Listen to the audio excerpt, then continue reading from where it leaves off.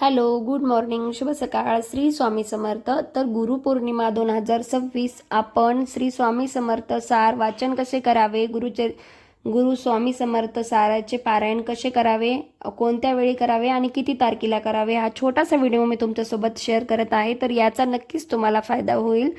तर आता आपण 21 दिवसाचं तर पारायण नाही करू शकत, तर आता शक्य असल्यास आपण 7 दिवसाचं पारायण करू शकतो. तर 7 दिवसाचं पारायण कधी करावे आणि कधीपासून सुरुवात करावी आणि कधी त्याची सांगता करावी.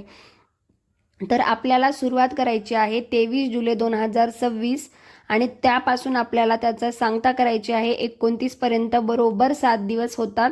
पण बऱ्याच जणांना नोकरीमुळे, कामामुळे किंवा मुलांमुळे हे शक्य नसल्यास आपण 3 दिवसाचे सुद्धा पारायण करू शकतो. त्याची सुरुवात आपल्याला करायची आहे 27 जुलै 2026 पासून 29 जुलैपर्यंत त्याचा शेवट असेल आणि आपण बरोबर 7-7-7 करून 21 अध्यायाचे 3 दिवस श्री स्वामी समर्थ सार पारायण नक्कीच करू शकतो. किंवा यामध्ये सुद्धा कुणाला काही अडचण असेल किंवा काही गोष्टीमुळे शक्य झालं नसेल तर आपण गुरुपौर्णिमेच्या दिवशी संपूर्ण सार वाचन करून शकतो. म्हणजे 1 दिवसाचं पारायण करू शकतो. जास्त काही वेळ सुद्धा लागत नाही. तर आता खूप मोठा प्रश्न, ते करायचे कसे हे मी अगोदरच्या व्हिडिओमध्ये डिटेल्समध्ये शेअर केलंच आहे.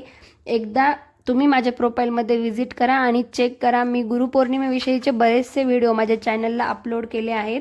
तर आता 1 दिवस पारायण म्हणले तर एकाच दिवशी म्हणजे गुरुपौर्णिमेच्या दिवशी संपूर्ण सार एकाच दिवसात वाचन करायचे आहे.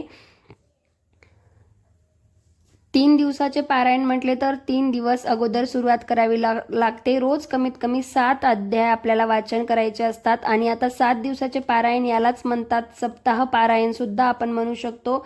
ते आपल्याला 7 दिवस अगोदर सुरुवात करायची असते. दररोज किमान 3 अध्यायाचे पठण आपल्याला करायचे आहे.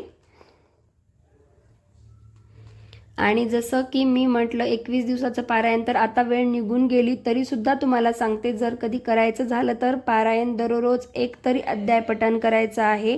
तर मग अशा पद्धतीने आपल्याला या दिवसामध्ये आपण स्वामींची सेवा करू शकतो. आणि एवढंही काही अवघड नाहीये. आपण एका दिवसामध्ये पूर्ण सार नक्कीच वाचू शकतो. 2.5 तासामध्ये आपलं पूर्ण श्री स्वामी समर्थ सारामृत वाचन होतं. मग तुम्हाला जसे जमेल त्या पद्धतीने तुम्ही हे स्वामींची सेवा नक्कीच करू शकतात. आणि जर तुम्हाला हेही पॉसिबल नसेल तर तुम्ही गुरुपौर्णिमेच्या दिवशीपासून सुरुवात करून तिथून समोर 7 दिवस सुद्धा हे पारायण करू शकता. असं काहीही नाहीये. आपण अशा पद्धतीने सुद्धा श्री स्वामी समर्थांची सेवा करू शकतो. फक्त आपल्या मनात पाहिजे आणि तुमची सुद्धा इच्छा असेल, मनातून इच्छा असेल, तर तुम्ही माझा हा व्हिडिओ जेव्हा बघताय त्या दिवशीपासून सुद्धा सुरुवात नक्कीच करू शकतात. तर आय होप तुम्हाला माझा हा छोटासा व्हिडिओ नक्कीच आवडला असेल. व्हिडिओ आवडला असेल तर लाईक, कमेंट, शेअर आणि माझ्या चॅनलला सबस्क्राईब करायला अजिबात विसरू नका.